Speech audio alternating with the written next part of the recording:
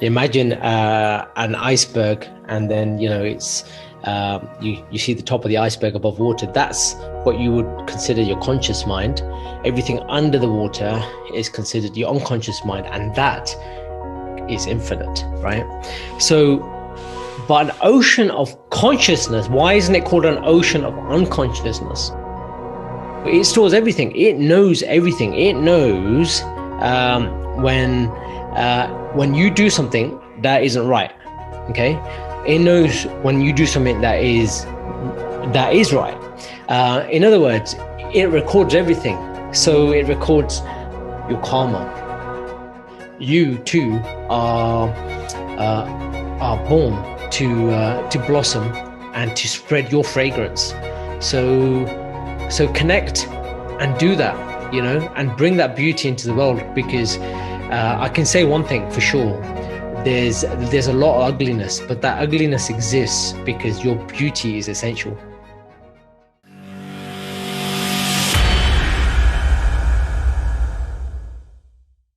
Welcome everybody to another Martial Mind Power episode. I have with me Sifu Lak. Sifu, how you been? Been very good, thank you. Very good. Thanks for a lovely introduction. And how have you been? I've been good as well, my friend. I've been good as well. Been looking forward to this and just sharing some wisdom bombs again, like last time. Exactly. And yeah, man. So shall we dig in to the amazing, all-knowing, all-knowledgeable book? Go for it, man. Shall we do another random stop moment? As I say, there's nothing random about it. Okay, so here we go. Oh, okay, interesting. So we have Divine Dive. So that's page 498 for your reference. 498. Oh, this one's interesting. Divine Dive, huh? All right. So before you go into it and start reading up on it, what do you think that means? So Divine Dive. Okay. Jumping into the depth of an ocean. Yeah. Going deep into the whole kind of be like water kind of element. Okay. All right. Without reading anything. Let's put it out there. Yeah. That's it. Good. All right. True. Well, you're on the right lines. That's the main thing, right? Like you said, obviously the koan itself, divine dive is obviously you're diving into something, an ocean of something of some form, and if it's divine, it's a divine ocean, right? Mm-hmm. So this is really, this koan's one of those koans that is really referring to submerging yourself into the deepest depths of the ocean of consciousness. And allowing yourself to become part of that. Now, some may ask, what is the ocean of consciousness? Well, there is an energy, right? There is an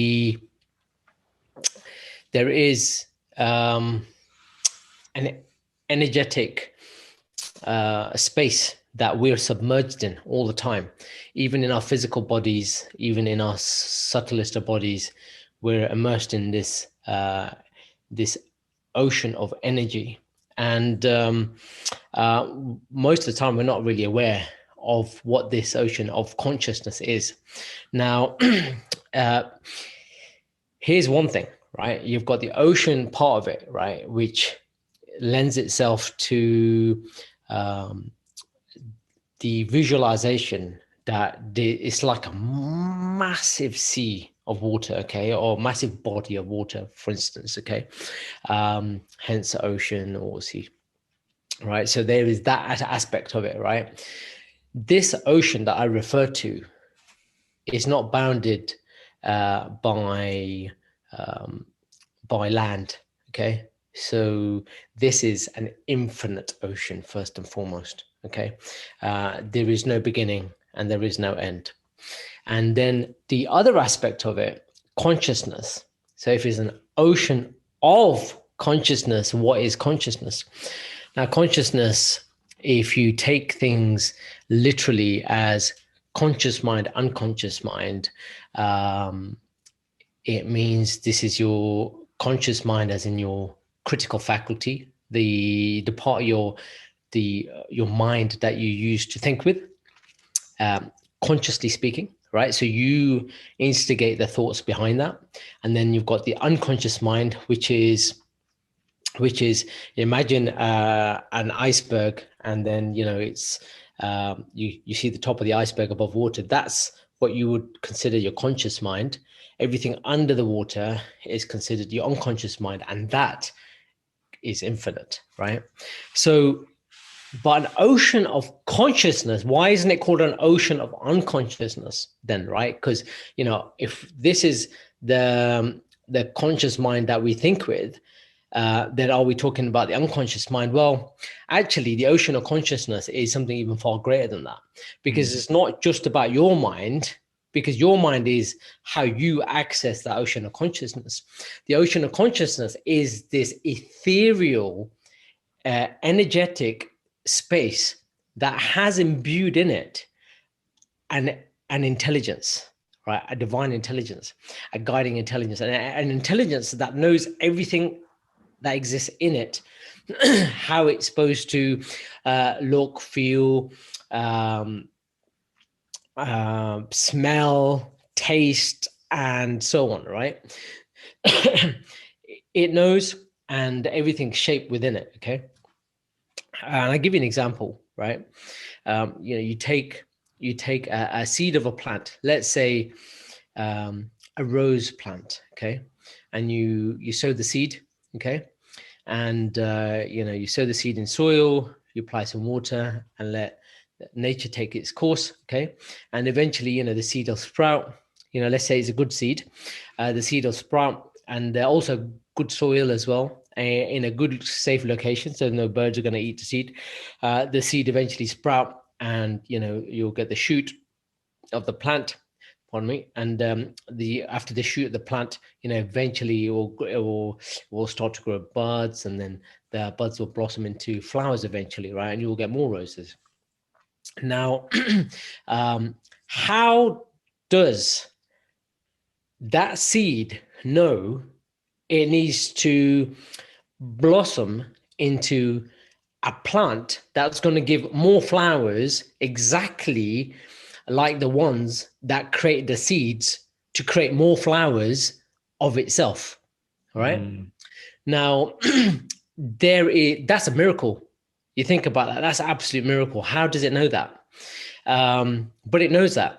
And that's like the chicken and the egg situation, isn't it? Because it's like the seed creates the tree, but then the tree creates the seed's got the blueprint for the tree, but where did the tree and the seed come from? Because like, what's fueling what, right?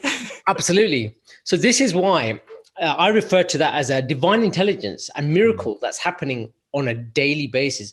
Just need to look outside, look in your garden, look in the park if you don't have a garden, right? Look at somebody else's garden that's got flowers in it, and you'll see these miracles are happening every day. How does that seed know that it needs to do that? And how does then that plant eventually create flowers that will contain the seeds to create more plants of itself?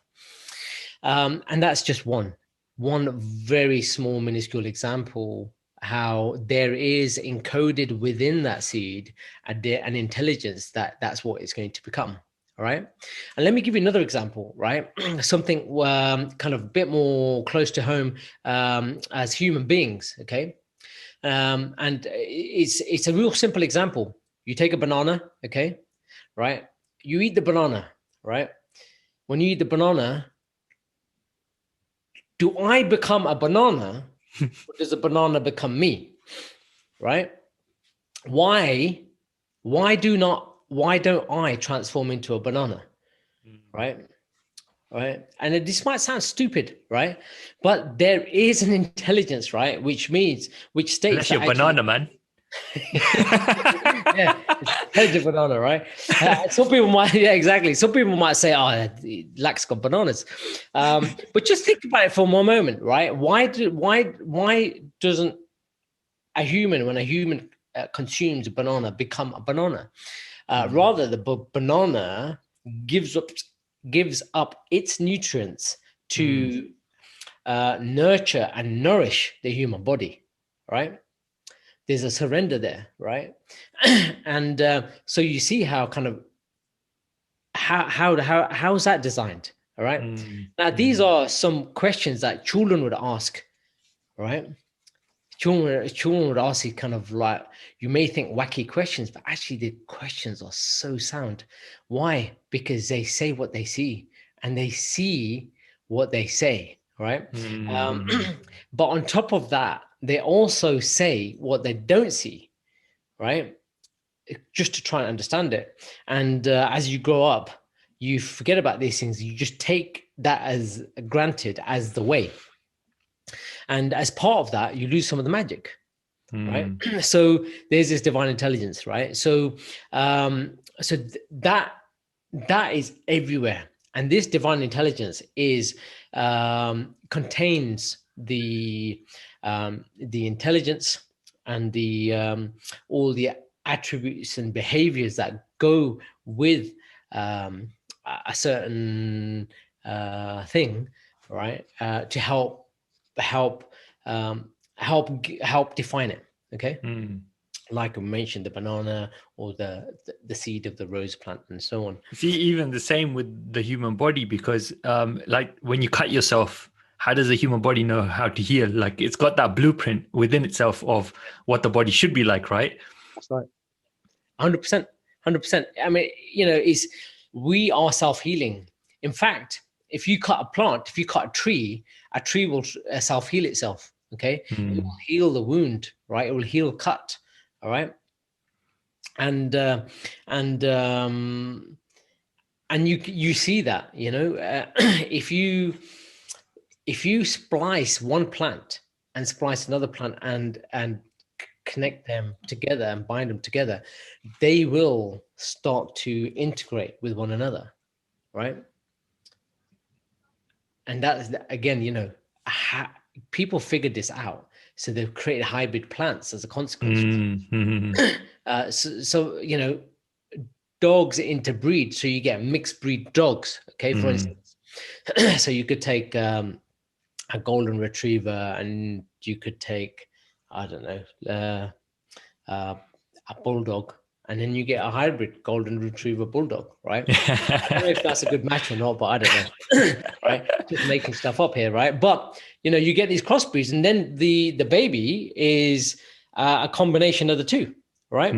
And you see how that imprints in there, right? How does it know that it should look like one or not the other, right? Yeah. For instance, so there is something magical going on. So that's the ocean of consciousness.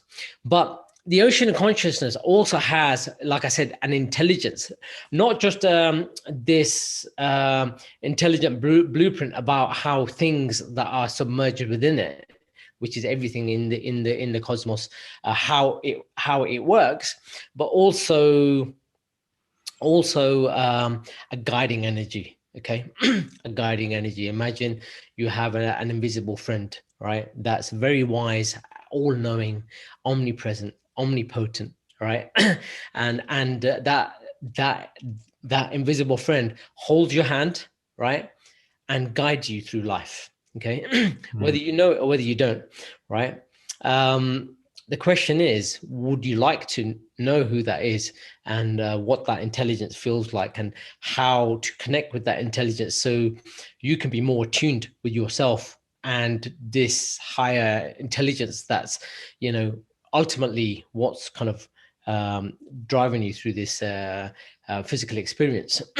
And the divine dive is literally talking about going into an altered state of being so you can connect to that, not just the ethereal ocean of consciousness, this space that I talked about, that everything and anything is submerged into, that exists, that ever existed and ever will exist, but also the divine intelligence within it. Okay. Mm-hmm. So how do you do that? And really the answer to that is to meditate. Okay. But meditation is just one way of going into an altered way of being, to connect to Yeah, connect. do you know what comes to mind though is it's a conversation we had some time ago. It's related to another topic in the book as well, but it's quite fitting here in the sense that we've heard through many various channels about how you're like a drop of water and you drop it into the ocean, you become the ocean kind of thing, right? But I love the way you said it once, and you said, well, what if you drop the ocean into the drop? Yeah, Yeah, what if the ocean fell into the drop? Like you inverted it, right? And trying to imagine that was like, oh my goodness, because if you take a drop, the drop goes down, it'll go into the water, it'll splash, it becomes one. But if you inverted that and you had a drop and the ocean fell into that, what would happen there, right? exactly. No, it's true. So I find that element of it quite interesting as well, because in a way that's a bit of a divine dive. You're not necessarily a drop getting into the ocean. The ocean is potentially dropping into you to be able to open you up. And like you said, like meditation's a way you can potentially connect into that. Absolutely, absolutely. And the when you start doing that, there's something that happens initially, and that is there's a sense of insignificance. Okay, when you start to realize actually you're just a drop in the ocean, there's an overwhelming sense of vastness, right? Vastness, okay. Because when you start to sit in the ocean of consciousness, you start to realize this ethereal space is infinite by its very nature, and because it's infinite, then you're a drop, and that's you know if you can compare that to an infinite ocean, that's nothing, right? Mm. But then it's what you said there about you drop that ocean, that you drop you put the drop into the ocean. Do you become the ocean, or does the ocean become you? Well, you are part of it and it is part of you. And what should happen, right, as you advance your ability to divine dive deeper is you'll start to realize, because you are in this all-encompassing ocean of consciousness, everything is connected. There is nothing that is not connected to one another. If you might have heard that saying, yeah, I think you mentioned it as well recently. If a butterfly flaps its wings, will that send a ripple of consciousness and vibration in another part of the cosmos? And the answer to that is yes, of course it will. Why? Because it's all connected. And the best way to kind of really put this into perspective is the pandemic. Okay. Now, the pandemic, hopefully, people can see that how closely we are all connected, right? We all have to act together, right, to overcome it. Okay. The fact that we didn't all act together as nations and synchronize our clocks and our timetables and just go on complete lockdown for 2 weeks, right? Which would have eradicated this virus, meant that it's carried on. Every country's done its different thing. Okay, it shows how disjoint we are globally, right? But if we had just literally isolated for 2 weeks, stayed at home, not gone anywhere, just put your feet up, watch TV for a couple of weeks, okay, and that's it, this virus would have run its course and died out, right? But we didn't do that. People still travel, different countries have different policies, as they still do today, and it perpetuates, right? So it shows actually the ultimate test is a test to work together. But I think as a global family, we'll fail that test, right? Because it's still going. Okay, a year and a half later, it's still rife. Cases are still going up in the UK, and just because we're vaccinated doesn't make it any safer in some respects because there's still casualties. Anyway, the point is focusing on how it shows that we're all connected by this. And if something like this doesn't bring us together, I don't know what's going to bring us together. Okay. Because there isn't anything else that anybody can agree on around the world, to be fair. Okay. And recently, what we have noticed as well is a lot of flooding in a lot of different disparate places around the globe. Okay. Now, for a long time, environmentalists and scientists have been talking about global warming. Okay. And also there's many studies that have also said that this is going to happen anyway as a natural course of the cycles of Mother Earth. So, it's going to happen. It just happens to be, we've kind of sped it up with increasing CO2, which traps more heat, which melts the icebergs, which increases the water levels, puts more humidity into the air, more rainfall, more floods, and so on. It's an interesting one, though, because they've been talking about how they've been using cloud seeding. They've been using drones to influence clouds to create rain and all this kind of stuff. So there's also that question about technology, the interference of technology with the natural cycle of things, how much that might have an effect on things as well, right? And it just shows that there's some sort of weird matrix going on that could potentially be connected in that way as well. It's funny you mentioned the rain, because I read an article last week about artificially stimulated rain in Dubai, and the way they did it was they took some drones up into some clouds and literally gave electric shocks, electrocuted the clouds, and they just ended up pouring rain, a lot of rain as well.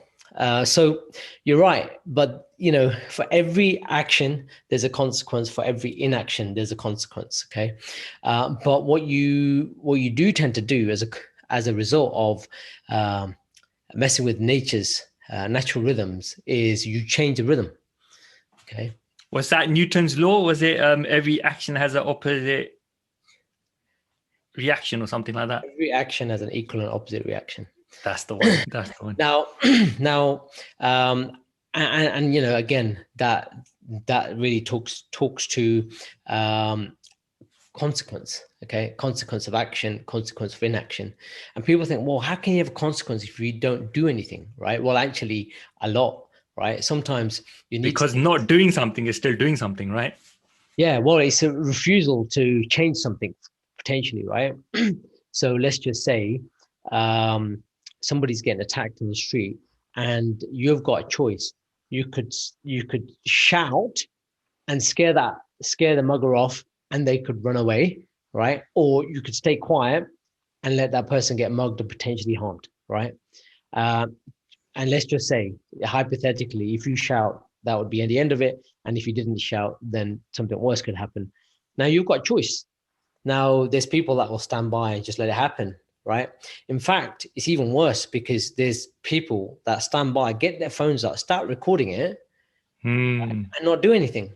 And we live in quite a perverted society now where people will stand there and record something more than actually help, right? And I honestly don't understand that, but that's just my opinion. Okay, that's just my opinion. I think if you could do something to help somebody in a positive way, then you've got an obligation to do that as being a fellow human being. We're talking about being connected, right? So why wouldn't you, right? What if it was, your family member, a loved one, somebody of kin, right? Then you're going to stand around. Would you want somebody to get their phone out, start filming them, right? So, this connection goes much deeper than that. And I think, it all boils down to one thing, and that is about raising your consciousness, right? Which is why our work is all to do with self-mastery and self-realization. Or should I say self-mastery and then self-realization. Self-mastery is about cultivating mastery over your body and your mind, okay, first and foremost, right? So you can carry yourself through life in a way which is congruent, ecological to everyone in and around you, and more importantly, you start to sharpen your sort of consciousness. So you start to act consciously. But when you start to act consciously, then what happens is you start going into the self-realization aspect, which is you start to tap into something greater than yourself. And that's where the divine dive comes in, okay? Where you now have to go inside to go outside, if that makes sense, okay? And to tap in and connect to our greater body, this oceanic body of consciousness, okay? So that's really where we're going with this. And it's about raising human consciousness. So if anybody else has thought things that we've mentioned about, for instance, people filming other people going through a hard time for their own entertainment or whatever purposes or reasons they might have, then if you now, think, well, actually, you know what? I have thought that, or, maybe I won't get my phone. I'll actually do something about it. Or maybe people are getting it out to get some evidence. Well, would you need the evidence if it didn't happen in the first place? Because you intervened. Now, not everybody's fit enough to intervene, right? And it could be dangerous. So I get it. So there's a time and place. If you think you can, then do it. If you think you can't, then don't do it. But then get someone else to help out if someone's available. I'm not saying there's always going to be somebody available to help in a sticky situation, but if you can, then you must try your best. And that's ultimately all you can do, is do your best. And consciousness and cultivating consciousness is really just about that, is acting consciously, is doing the right thing, even when everyone around you is doing the wrong thing, let's just say, okay, or doing the thing that is not right, all right, and standing up, okay. And that's, just give you an example, when kids get bullied at school, most people stand around and let it happen. Seldom do people stand up. Why? Because they don't want to be the one on the end of the situation where they end up being the target of the bully as well. But if everyone turned around, guess what happens to the bully? He has to look for a different way to channel that energy, right? And people take a stand and say, look, really sorry, but we're not going to stand for this. And it changes. I've seen it happen, right? And this is essentially what we're talking about. So it's just acting consciously. Now, obviously, this podcast isn't about bullying, but just give you an example, right? The interesting side on what you said there is also that you look at like people who've achieved some greatness in life as well. And when you follow their story, they actually do talk about how they went through the whole bullying element of it and how that aspect did actually make them stronger. I mean, it goes in different directions with different people. Some suffer really badly. Some people actually use it as a positive and make something manifest from it as well, right? So it's interesting, like you're saying, we're all connected. You just don't know what you're going to be doing or what you might have done, how that might influence somebody way in the future. And it could have a positive or a negative effect in it. So that's just another element of it, which is just like cause and effect and what's going on in that kind of scenario. So that connectiveness is a key there. That's right. And then the other aspect of the ocean of consciousness is it stores and remembers everything. Remember, this thing is intelligent, right? So Oops, sorry. So because it's intelligent, right? Um, it remembers everything, and that, I mean, in Punjabi, in Hindi, in Sanskrit, this ocean of consciousness has got a name. We call it the Akash. Okay, right? Akash. People say Akash just means sky. No, the Akash means an ocean of consciousness, and the memory within it we refer to in the West as Akashic records. Okay, so it stores everything. It knows everything. It knows when you do something that isn't right. Okay, it knows when you do something that is right. In other words, it records everything. So it records your karma.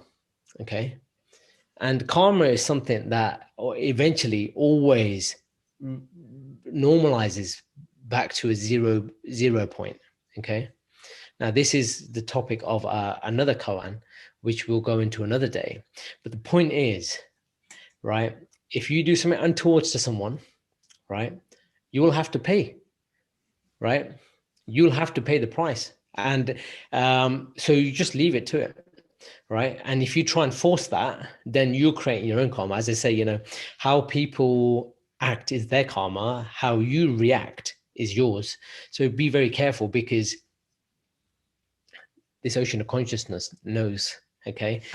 And it's interesting because, like you're saying about the karma side of it, which also means action, right? To take action of some sort. And how you do things in life and how you're living your life, you're interacting with the world around you. So there's no way that you can't influence it, So if you're doing something, you're influencing. If you're not doing something, you're still kind of doing something about it. And it just depends if you're so involved out there with the community, you're doing crazy marketing or whatever, you're pushing your message out, you're trying to create that ripple effect to connect and whatnot. And it can go the other way as well, which is amazing.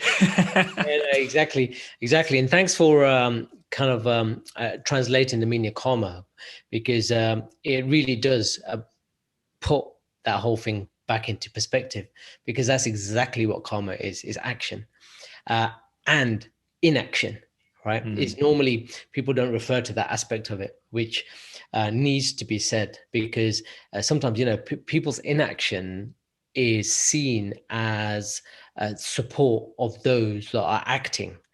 And if those that are acting in an unresourceful way, and you stand by and watch or don't say anything, you're kind of condoning that by not stopping it.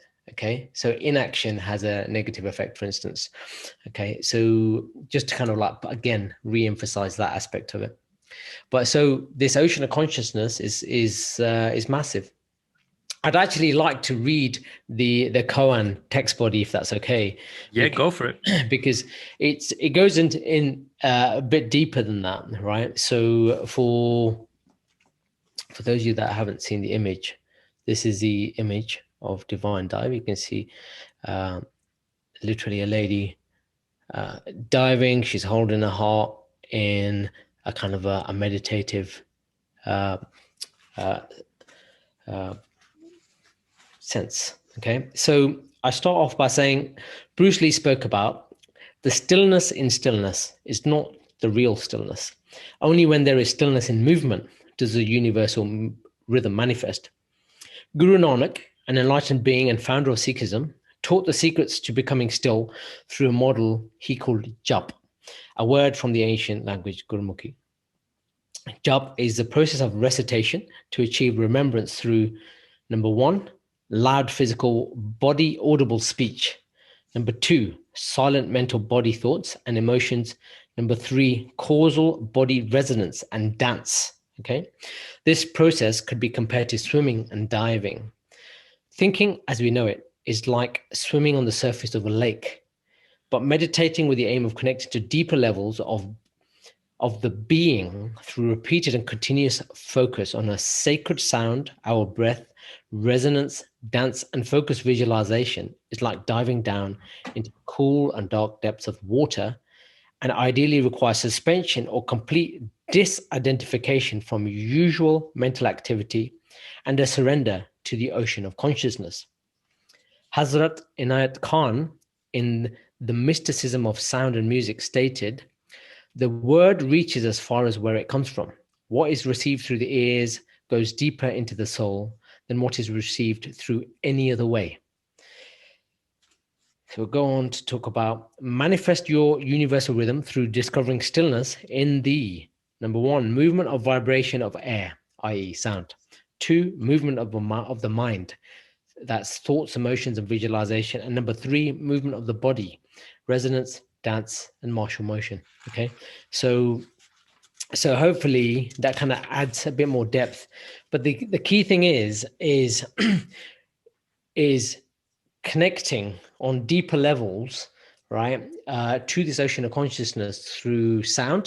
Okay, which is, sound could be through prayers and chanting and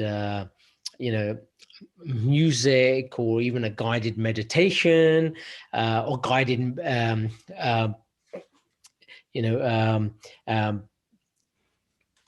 even through when I mentioned chanting, through the audible aspect of it. And sometimes I'll give you an example. You may listen to a prayer or a chant in a language you don't understand, but the sound, it still does its job. Okay, you don't need to understand the words, which is why it's important that you listen to positive music, or positive prayer, or positive chanting, right? Which has a positive impact on your being.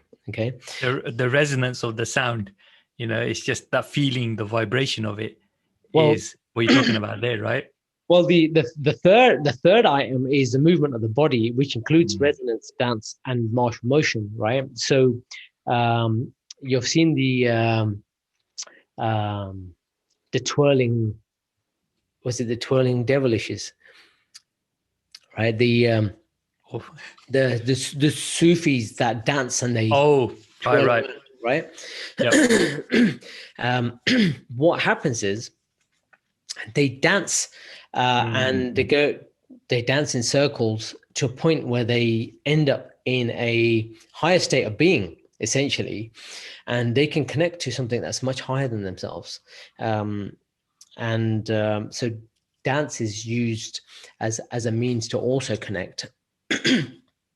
There's a lot of spiritual dances, tribal dances, that are done in order to attain the same. Okay, and you just need to look at some of the real ancient cultures and traditions across the world, from different parts of Mother Earth, and you'll see how people have been doing this all along. And the more remote and older places you go to, where the traditions are even more primitive, you'll realize their primitiveness actually is much more intelligent than what we understand. We do not even have words for half of the stuff that they do. Why? Because we don't understand it. Okay, in the West we don't understand it, right? So a lot of the words are adopted from these cultures, right? A lot of these words are adopted from cultures that are richer in various aspects that are not understood in the West. Okay.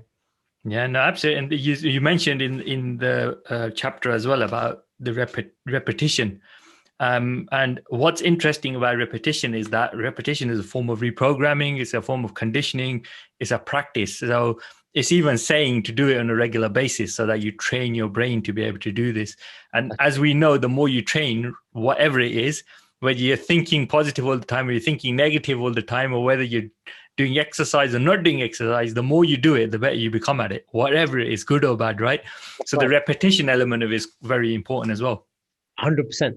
100%. So, on that note, you train the body. Okay. So let's say, you're training to become a better swimmer. Let's stick to the diving topic. You're training to become a better swimmer. Over time, your body's going to adapt and refine the movement, so you'll become a better swimmer and you'll be able to swim more efficiently. So you use less energy to cover longer distance. When you first start to swim, you might be worried or anxious about getting in the water, especially the deep end, right? So you may be hesitant from going into the deep end. So you first of all start doing widths in the shallow end, okay? And then you slowly build up the confidence to go in the deeper end over time.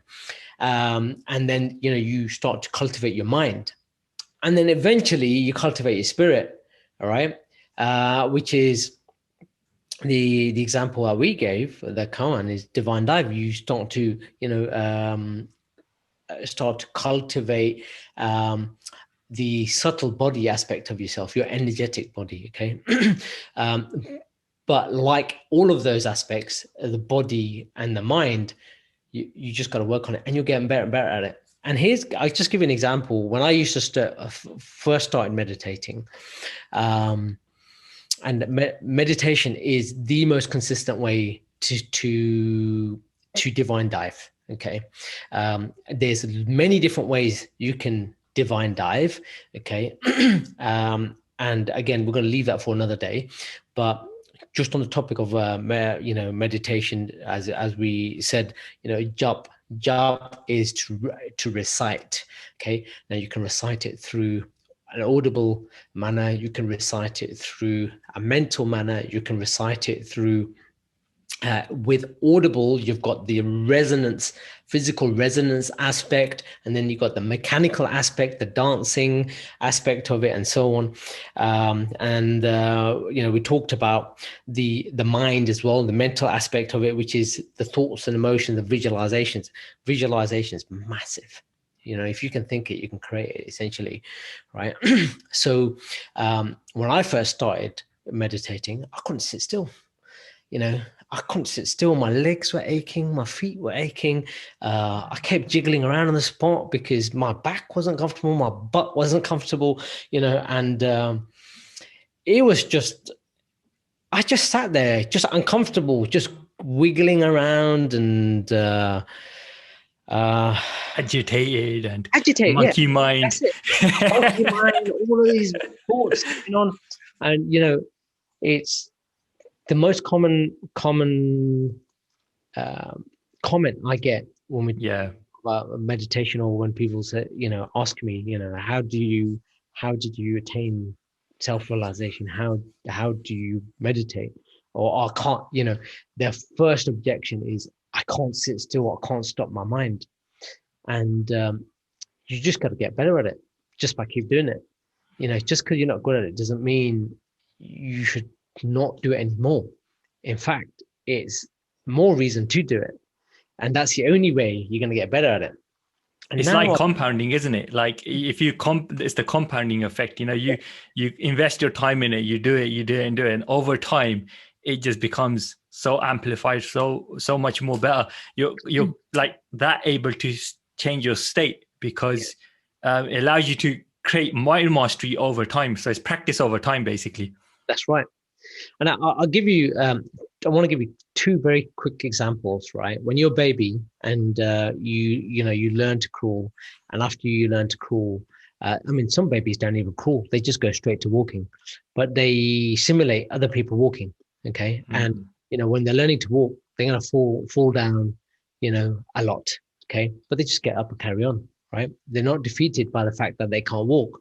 So unless somebody's born with a disability, right, and they're unable to walk, for those that are able to walk and have the resources to do that, and the health and fitness to do that, I don't know any baby that has the ability to walk that hasn't walked. In other words, they have never given up. That's the point I'm trying to make. Okay, they all keep going until they get it. Why? Because they've got a tenacious curiosity, a childlike curiosity and a tenaciousness to keep going. Right? They don't stop until they can actually walk. All right, and then once they can walk, guess what? They're running. Right. And then that's when the parents have to run around after them, right? So that's number one. The second example I wanted to give you was writing. Now, writing, I'll be honest with you, right? If you you've ever trained a child, you'll remember how painful it was for you to learn to write. It's not easy. It's not easy. Just because you can't write doesn't mean you say, forget it, I'm not going to write anymore, right? I don't want to write, right? But, you're taught to write in school, and you have to just keep getting and going at it, whether you like it or not. And eventually you can write, whether you're writing scruffy or not, but you can write. That's the point. Okay. So your practice might not be refined. Okay. It might not be like artisan calligraphy, artistic calligraphy, should I say, but you can still write.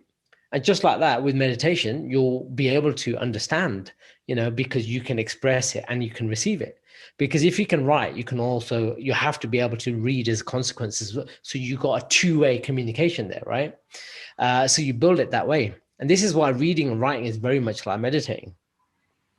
Right? You've got to just develop it over time.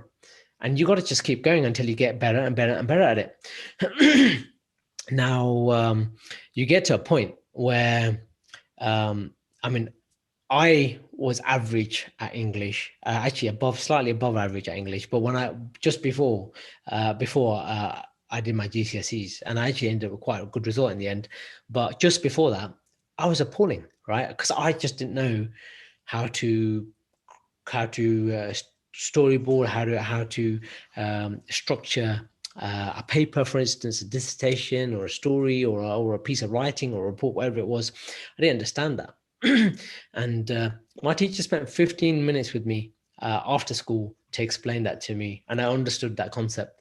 And one thing, like I said, I wasn't brilliant at English, but all these years later, 30 odd years later, I've published 3 books, and I would not have imagined that would have been the case. But through reading over the years and speaking to educated people and intellectuals, surrounding myself with inspiring people, I've managed to write 3 books, and that was something that I wouldn't have imagined as a kid. I wouldn't have imagined, even 6-7 years ago that I was going to write. I have 3 books under the belt, and here we are. The point is, you just keep doing it. Just keep doing it. Just keep doing it. And if you got a message, then you'll get better at it, and you'll be able to express that eloquently. All right. And that just happens over time. So just keep going. That's really the important aspect of it, because eventually you'll get to a point where you'll sit down and you won't think about your feet, your legs, your butt, your back, or anything. You'll get used to it. Okay. And you'll just go into the divine dive and connect. And then you can converse, okay, with this divine intelligence within the ocean of consciousness. And that's ultimately where you want to get to, but it requires work. And like anything, if you don't have any skin in the game and you're not going to put the energy into it, you're not going to get anything out. The more you put in, the more you get out. Okay. Absolutely, man. Absolutely. I think that's fantastic. And that just brings it down to that whole thing about action or inaction, practice over time. The more you do it, the better you get at it. And, the ability to go deeper into it allows you to kind of it's almost like the deeper you go into it, the more you get to actually know and understand about things. But the more you get to know and understand about things, you realize you know nothing, right? Because it's like endless. There's so much more you could potentially be learning, right? It's a bit like this book, the art of thinking without thinking. It's like, look at it. Look how thick that is. Well, there's a lot in there, but in the overall scheme of everything, it's nothing. And there's a lot that cannot be said in words when you connect to the ocean of consciousness. And it really comes back right round full circle to the ocean in the drop. Right? It all comes back to that. All right. So I hope that's given you some I'm going to put it this way: soul food for thought. Yeah. Wow, that's been fantastic. Sifu. Like that's yeah, like I said, for anyone who is interested, obviously the books that Lax has written, this is one of them, The Art of Thinking Without Thinking. The other one is Original Truth, and the third book, which is the first book originally, is Master Your Life. And if you are interested in finding out more, you can go to martialmindpower.com, or just go to Amazon, just do a search for Sifu Lak or Martial Mind Power, and it'll come up in the searches anyway. So do check them out, because obviously the topic of this podcast that we're doing is a lot of the content that Lax has created in these books, put it together, and we're just sharing that with you guys. So and if you want to study a bit more deeper, obviously you're welcome to do that. So on that note, Lax, is there anything else you want to say before you close up? I just want to throw something in there. These books, they wrote themselves. Okay, when you connect and you just allow. So let me start again. When you learn how to do the divine dive and connect, okay, then what will happen is it will just come to you, and you'll get the information. All of that knowledge will come through you, or come to you through you. And then, when you understand what the message is, then all you have to do is, as a vessel, just put it down on paper. Okay. In my case, I put it down into a computer first and then into a book, right? But yeah, you get the idea, right? So I will always say this. I may have physically typed all the words into a computer, right, which formulated these books, but this is not my work. This is from outside of me, okay? And I will encourage and implore everyone to connect to their higher self. I call it your true, authentic higher self, and really tap into your essence, your true message that you need to share in this world, right? Or that thing that you need to do, and then just go out there and do it. So if you've got a message to share, then it will express itself in the way that you're beautifully crafted, right, by this divine intelligence, just like the seed and the rose plant and so on, where we spoke about right at the beginning, to express that in your own way, just like the rose, right, expresses its fragrance and expresses its beauty in the actual flower itself. You too are born to blossom and to spread your fragrance. So connect and do that, and bring that beauty into the world, because I can say one thing for sure. There's a lot of ugliness, but that ugliness exists because your beauty is essential. Yeah, exactly. And as like said, you're unique in your message, and express it in your own unique way. That's the best way to do it. And I think that's a fantastic note to wrap this podcast on. And yeah, we look forward to the next one. So thank you very much, Sifu Lak, and everyone else. We'll see you on the next one. Thank you, guys.